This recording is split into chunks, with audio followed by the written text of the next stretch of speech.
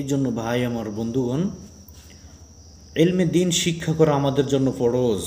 কতটুকু ফরজ, কতটুকু গুরুত্বপূর্ণ জানেন?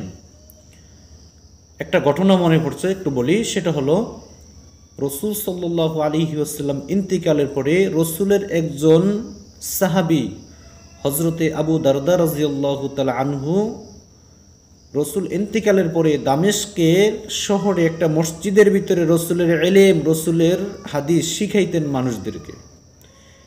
এই খবর মদিনার জমিনে ছড়িয়ে গেছে যে রসুল দুনিয়াতে নাই, কিন্তু রসুলের হাদিস শিখার ব্যবস্থা আছে। সে দামেস্কে সরাসরি রসুলের হাদিসগুলো শিক্ষা দেয়। রসুলের দেশ থেকে রসুলের একজন বন্ধু রসুলকে ভালোবাসে, সেই রসুলকে ভালোবেসে রসুলের দেশ মদিনার থেকে দামেস্কে গেছেন। সে পায়ে হাঁটিয়ে গেছেন।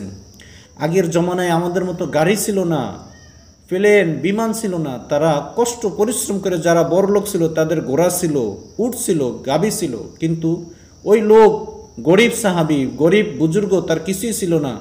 সে দামেস্কের শহরে গেছে। যাওয়ার পরে আল্লাহ রসুল সাল্লাল্লাহু আলাইহি ওয়াসাল্লামের সাহাবী হজরতে আবু দারদা রাদিয়াল্লাহু তাআলা আনহুর কাছে গেছে।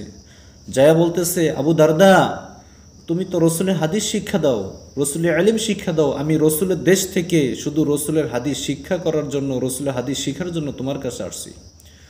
ওই সময় দামেস্কে ছিল ব্যবসা কেন্দ্রের দেশ, অর্থাৎ ওখানে ব্যবসা বাণিজ্য করতে মানুষ, ওটা একটা কেন্দ্র ছিল, ব্যবসার কেন্দ্র ছিল।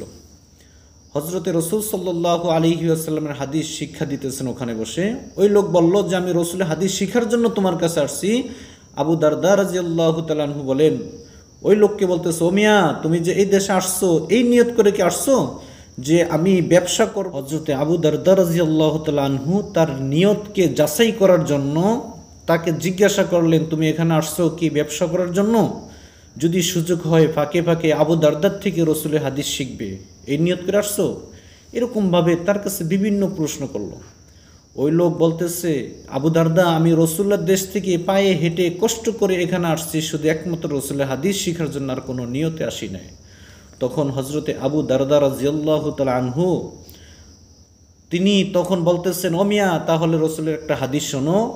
হজরতে আবু দারদা রাদিয়াল্লাহু তাআলা আনহু নিজের কানকে, এই কানের কাছে হাত নিয়ে তখন তিনি বলতেছেন, আনা সামিউতু উযুনাইনি লিকাউলি রাসূলিল্লাহি সাল্লাল্লাহু আলাইহি ওয়াসাল্লাম, মান সালাকা তরিকান ইয়ালতামিসু ফীহি ইলমান সাহালাল্লাহু লাহু তরিকান ইলাল জান্নাহ।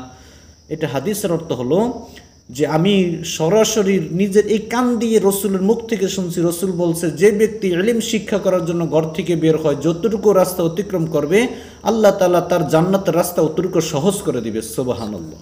তাহলে ইলমের কত মূল্য, কত দাম! এই জন্য আমাদের সকলকে ইলমে দ্বীন শিক্ষা করা ফরজ। আমাদের ইলমে দ্বীন শিক্ষা করতে হবে। তাহলে ইলমে দ্বীন অর্জন করার জন্য আমরা যতটুকু রাস্তা অতিক্রম করব, পরিশ্রম করব, এটা আমার জান্নাতে যাওয়ার জন্য একটা পথ হয়ে যাবে।